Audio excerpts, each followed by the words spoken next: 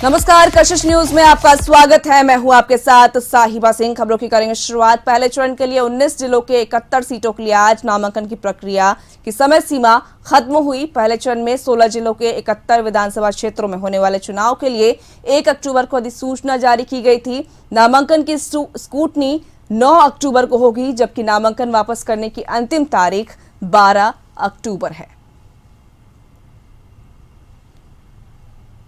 तो हम सीधा रुख करते हैं न्यूज रूम का, जहां पर हमारे साथ वरिष्ठ सहयोगी अशोक मिश्र जुड़े हुए हैं। अशोक जी, पहले चरण के 19 जिलों के 71 सीटों के लिए आज नामांकन खत्म हो चुकी है, और कौन कौन से दिग्गज पहले चरण में अपना भाग्य आजमाएंगे और कौन कौन से दिग्गजों ने आज उम्मीदवारों ने अपना नामांकन किया, ये बताएं। देखिए साहिबा, प्रथम चरण के मतदान के लिए नामांकन की प्रक्रिया आज समाप्त हो गई है और 71 विधानसभा क्षेत्रों में प्रथम चरण में मतदान होना है।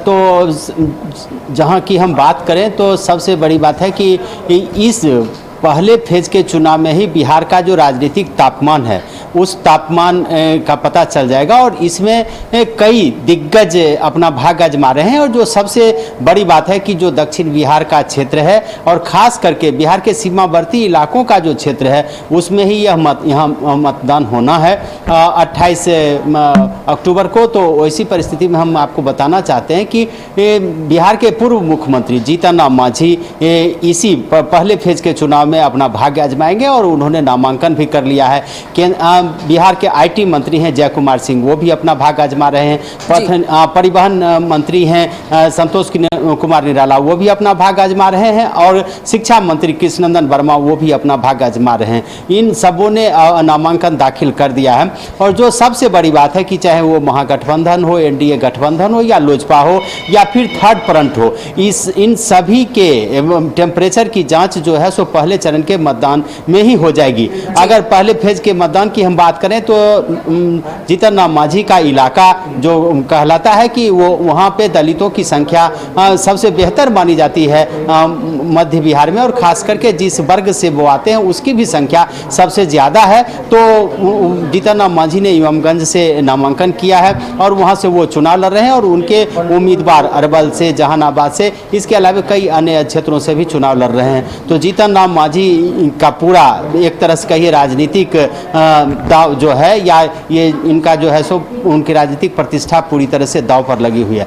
अगर लोजपा के राष्ट्रीय अध्यक्ष चिराग पासवान की बात करें तो चिराग पासवान का जो इलाका है, खास करके जो जमुई का उनका लोकसभा क्षेत्र है, चाहे वो जमुई जिला हो, लखीसराय हो, बरबीघा हो, शेखपुरा हो, इन इलाकों में पहले फेज में ही चुनाव होने हैं। और इसमें चिराग पासवान की प्रतिष्ठा दाव पर लगी हुई है, चूँकि वहाँ से वो लोकसभा के सदस्य हैं। फिर अगर आप बात करें आरएलएसपी सुप्रीमो उपेंद्र कुशवाहा की, तो उनकी भी प्रतिष्ठा दाव पर लगी हुई है। चूँकि पहली दफ़ा यानी कि 2014 में जब चुनाव हुआ था तो उपेंद्र कुशवाहा उसी इलाके से सांसद बने थे और काराकाट से। और जो सबसे बड़ी बात है कि वह इलाका माना जाता है कि जो समीकरण है लव कुश समीकरण, उस समीकरण के लिए भी वह इलाका काफ़ी चर्चित रहा। तो ऐसी परिस्थिति में उपेंद्र कुशवाहा के लिए भी अग्नि परीक्षा होगी पहले फेज के चुनाव में ही। और उसके बाद अगर बात करें तो महागठबंधन का भी पहले फेज में ही चुनाव की प्रतिष्ठा दाव पर है। और जो सबसे बड़ी बात है, चाहे वो उदय नारायण चौधरी हो जो पूर्व विधानसभा के अध्यक्ष हों वो हों, या फिर जो मध्य बिहार का इलाका है, जो गया का इलाका है, जहानाबाद का इलाका है, घोसी अरवल का इलाका है, और उन इलाकों में महागठबंधन की राजनीतिक जमीन मजबूत मानी जाती है और उस इलाके में उन्होंने अपने प्रत्याशी भी तय किए गए हैं। और इसके लिए भाकपा माले का भी समर्थन महागठबंधन ने लिया है। तो निश्चित रूप से कह सकते हैं कि महागठबंधन की प्रतिष्ठा वहाँ दांव पर है।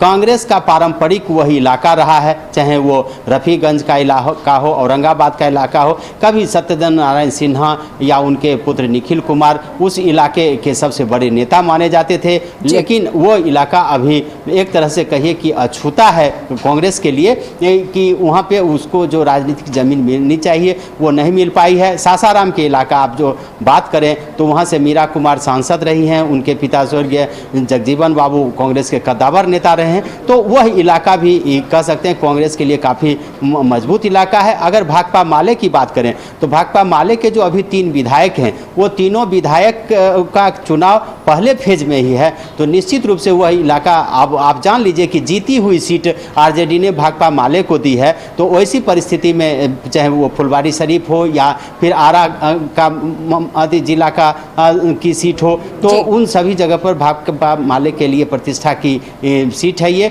निश्चित रूप से कह सकते हैं कि बिहार का जो यह विधानसभा चुनाव है, इस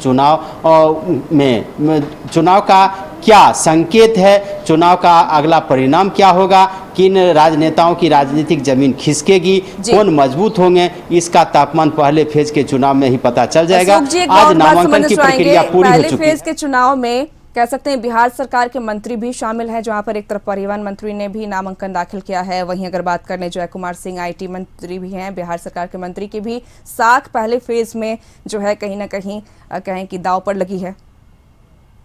निश्चित रूप से जो नीतीश मंत्रिमंडल के सदस्य हैं, और वो सदस्य अगर समीकरण की बात करें तो दलीय जो चेहरा है, संतोष कुमार निराला दलित वर्ग से आते हैं, जय कुमार सिंह सवर्ण हैं और कृष्णनंदन वर्मा लवकुश समीकरण से आते हैं।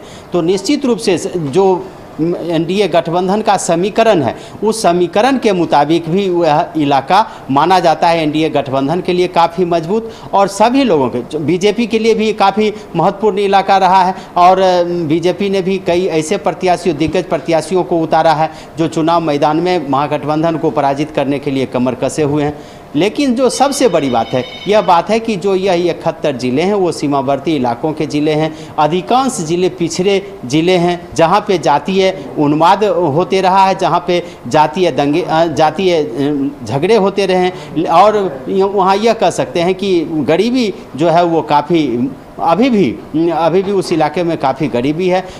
भले राजनीतिक दल विकास की बात करें, लेकिन अभी भी वहाँ पे दलित शोषित लोगों की संख्या ज़्यादा है। निश्चित रूप से कह सकते हैं कि यह इलाका राजनेताओं के लिए एक अग्नि परीक्षा है, और पहले फेज का चुनाव ही बताएगा कि बिहार में आने वाली सरकार किसकी होगी, कौन से राजनीतिक दल के नेता मजबूत होंगे और किन की हार तय है। जी एक और बात अशोक जी जानना चाहेंगे कि पूर्व केंद्रीय मंत्री दिग्विजय सिंह की बेटी भी इस बार चुनावी मैदान में है, और उन्होंने भी जमुई से नामांकन किया है, श्रेयसी सिंह ने नामांकन किया है जमुई से, तो क्या लगता है उनके लिए क्या नई चुनौती होगी?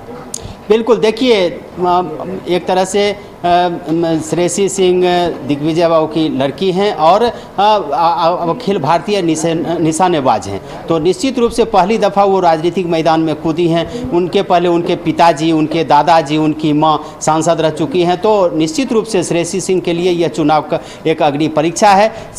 राजनीति में सही वो निशाना लगा पाती हैं या नहीं लगा पाती हैं, यह तो जनता तय करेगी। लेकिन श्रेयसी सिंह ने जिस तरह से बीजेपी का दामन थामा है, उस हिसाब से कह सकते हैं कि उन्होंने राजनीति में मजबूती से अपना एंट्री लिया है। इसके अलावा उसी इलाके से जयप्रकाश यादव जो पूर्व केंद्रीय मंत्री रहे, सांसद रहे, उनकी बेटी चुनाव लड़ रही है। ये आप देख लीजिए, हमने पहले ही कहा कि कई राजनेताओं की जमीन का एहसास पहले फेज का चुनाव कराएगा। वजीरगंज से अगर बात करें तो अवधेश सिंह पूर्व मंत्री रहे कांग्रेस के, उनके बेटे चुनाव मैदान में खड़े हो रहे हैं। तो कई राजनीतिक दलों के नेताओं के बेटे भी, उनके परिजन भी इस चुनावी मैदान में उतरे हैं। और जो सबसे बड़ी महत्वपूर्ण बात है कि वह बात है कि उन लोगों ने पहले राजनीति नहीं की है। अभी तक श्रेयसी सिंह के बारे में कहा जाता था कि उन्हें राजनीति से कोई मतलब नहीं था। जयप्रकाश की बेटी की बारे में भी यही बात थी, अवधेश कुमार की बेटे के बारे में भी यही बात थी। लेकिन इन लोगों ने पहली दफ़ा राजनीति में एंट्री की है। अब देखना है कि जनता उन्हें कितना समर्थन देती है। जी बहुत बहुत शुक्रिया तमाम जानकारी का अशोक मिश्र। तो आपको बता दें कि आज प्रथम चरण के चुनाव के लिए नामांकन की प्रक्रिया का समय खत्म हो चुका है। तमाम दिग्गजों ने नामांकन कर लिया है और